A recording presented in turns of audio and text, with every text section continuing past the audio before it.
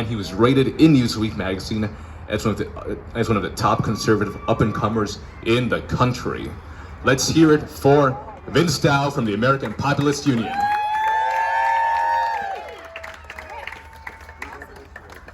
How we doing, Florida? What's up? So, I actually moved here from California a few months ago, which was really great. But I think a lot of the folks back home are probably kind of questioning, like, why is there even a need to rally in the state of Florida? Don't you guys have freedom? Isn't this the free state in the country? And the answer is yes, but only to an extent. Because it is the truth that even in the supposedly free state of Florida, right, the one state where, supposedly there's no, you can just basically do whatever you want when it comes to the COVID stuff, mask mandates are still a reality in a lot of school districts across the state. That's number one. And number two, I think even more importantly, private company employer mandates are a big time reality across the state. And ultimately what we have so far is a Florida state legislature that has done absolutely nothing actually in reality to protect these entities, right? It's one thing to say, oh, the public sector, right? The people who work for the state government, no vaccine mandate. Well, that's 5% of the state, I believe. It's about 5 to 10% of the state. The other 95% of employees who work in the state work in the private sector, and we are getting basically absolutely no protection for them, okay? And even despite the fact that, DeSantis puts in this executive order, you still don't have really any action against a lot of mask mandates in the school district. And I know many of you guys probably have sent kids to schools in districts where this is the reality. So I would say what we need to be here to do today and beyond today is really to stand here and put pressure on this supposedly Republican state legislature. That's what needs to be happening. Yeah.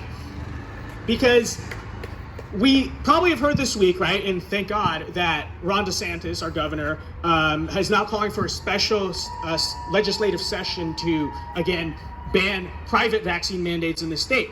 But here's the reality, which is that, as one of the other speakers brought up earlier, Anthony Sabatini has been calling for this for 3 months. Okay, for 3 months he's been calling for a special legislative session to ban all the mandates, not just some of them, not just halfway, but all of them. And what he's gotten is total radio silence from the Republican Speaker of the House here in the state. And so that really does beg the question, even with the governor's endorsement now of, this special legislative session, is it really even so much a guarantee that this is something that's going to happen? Is it even so much a guarantee that this bill is going to pass? That's number one. And number two, is it going to be a bill with teeth? Because we saw it again, with the Rinos state legislature, a lot of them, some of them are good, but a lot of them here in the state of Florida, again, this is basically the same story we saw with the big tech bill, right? We had this great idea to, take action against big tech to really crack down on, the censorship of speech. And because of sort of, the removal of the adding of pork and a lot of, state legislators not really wanting to take full action, what you saw was a bill that was passed, but a bill that lacked a lot of teeth. And that's really what I fear with the upcoming state special session here, because I've been hearing they're already trying to do this. They're already basically trying to scale it down, make a bunch of exemptions, make a bunch of this and that. And so that's why we need to be here to say we don't want a half-assed bill. We want a blanket ban, right, on all vaccine mandates in the state. It really is that simple. It is that simple.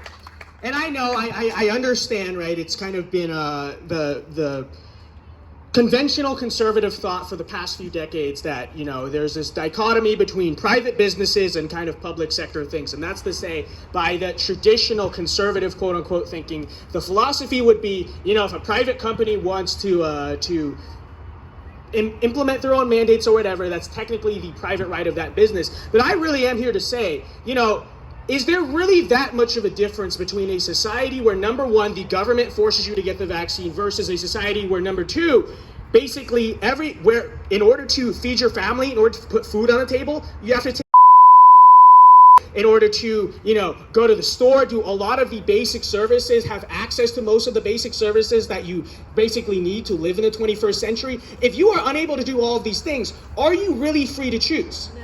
Are you really free to choose if you have to make a choice between, taking or feeding your family? And is that ultimately a free society, right? I think that's the difference. Do we want to live in supposedly in an abstract sense, a free market, or do we want to live in a free society? And I would say, Sure, it is true that there are some probably small businesses mandating it, but really I would argue where most of this stuff is coming from is corporate America. Do we know that to be the case? And I think ultimately conservatives at some point really have to kind of wake up to the lie, the poison of what corporate America essentially has done to our country. Because for decades, these are not American companies, quote unquote, right? These are transnational globalist corporations with basically no allegiance to America. You know, half their allegiances to Beijing, half their allegiances are to global, banks and special interests. But what you ultimately have are a bunch of post-national corporations that over the past few decades have essentially raped this country of its soul and its dignity. They have hollowed out our country, right? We've watched as they've sent jobs overseas, money overseas. We've watched as they've depleted the soul of America. We have watched as they have sold basically toxic, endless consumerism to hollow out and to erode the national identity of this country. And really, my question when it comes to the corporate mandates and really just treating corporate America in general, should we also mention that these are the same people who are firing conservatives from their job for being conservatives? Many such cases, we've seen this happen a lot. These are the same companies censoring conservatives off of their platforms, basically, again, trying not only just to destroy our country, but even specifically us. This is we essentially are the enemies of corporate America, right? The average hardworking, conservative American patriot, this is exactly what corporate America is trying to destroy. And so my question then becomes, when exactly are conservatives basically going to wake up and realize that corporate America essentially is not on our side? They are not.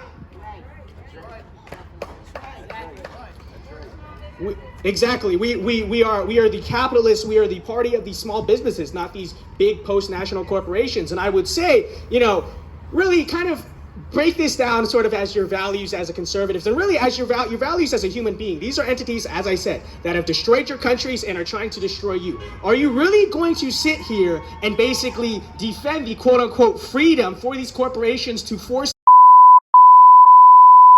all of their employees? Are we really going to sit up there and do that? Do we really have any obligation to sit up here and defend the evil transnational globalist corporations? Really? I don't think we do. I don't think we have an obligation to defend Facebook or Disney or Amazon or really any of these companies, right? I think it's time essentially for conservatives to effectively wield political power for good, right? To effectively use power to say, you know what?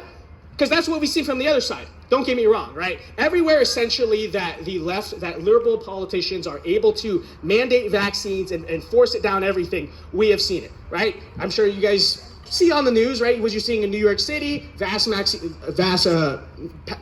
passports, LA, California, right? You see what they're doing in the States. You see the fact that the Biden administration put a mandate on basically 100 million employees.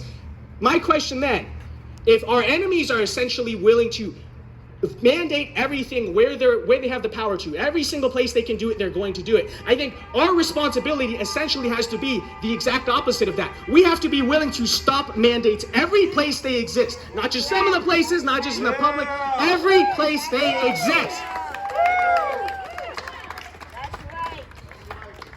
And so that's exactly, I think, why we're here today. We're here to say, we got to put pressure on your state legislatures, and really, hopefully, maybe Florida can be the example if we can get a good bill passed, with teeth, and that's not kind of just hollowed out by special interests or whatever. Hopefully, we can see that happen. I think if we can see that happen, it's going to be great. But I will say, really, in the meantime, I don't know, what your guys' stories are, but if you guys are, like the people I described, right, the people, I don't know, you work at Disney, whatever, the people who are facing vaccine mandates, with their employers, whatever it is, I will say that ultimately, if politics isn't the solution, if we are unable to get this through the state legislatures or whatever, the last resort essentially has to be that we collectively as employers and consumers have to boycott every institution in society that is doing this stuff, right? Yeah.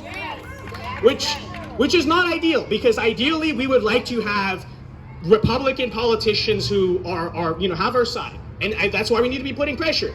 But at the same time, and especially in the meantime, do not forget the fact that essentially with all these mandates, especially with the private companies and whatnot, this is an issue of calling their bluff, okay? Because it is the reality that they might not realize it yet. I think they secretly do.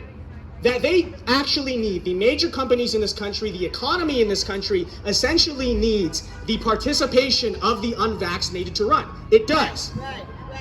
And so ultimately, if we are all collectively willing to say, we will not like forge a vaccine card or whatever, we just will not go to any business that is mandating the vaccine. And we are willing. And we are willing to walk off the job if necessary, if that's what it's going to take. And we all collectively are willing to do this because, a few people walking off the job, not a big deal. They'll replace him. But if you're talking about tens of millions of people in this economy that essentially walk off, the economy is going to collapse, okay? These major corporations are going to collapse. So that's what we essentially have to say. This isn't just a decision of us losing our jobs. If we all collectively basically come together and do this, this is a decision between the unvaccinated and the major institutions in this country. Do you want the economy to crash? Do you want all your major corporations to come crashing down? Because you know what? We are willing to do that. We're willing to let that essentially happen if that's what it takes. But I mean, let's be honest, I don't really think that's really how far they want to go. But if that's how far they want to go, I think we have to be willing to do it. So that's basically all I have for you guys. And just remember, I think even if we don't have victory in this life, remember, victory is inevitable in the end, is it not? All right. Thank you very much. God bless you guys. Thank you.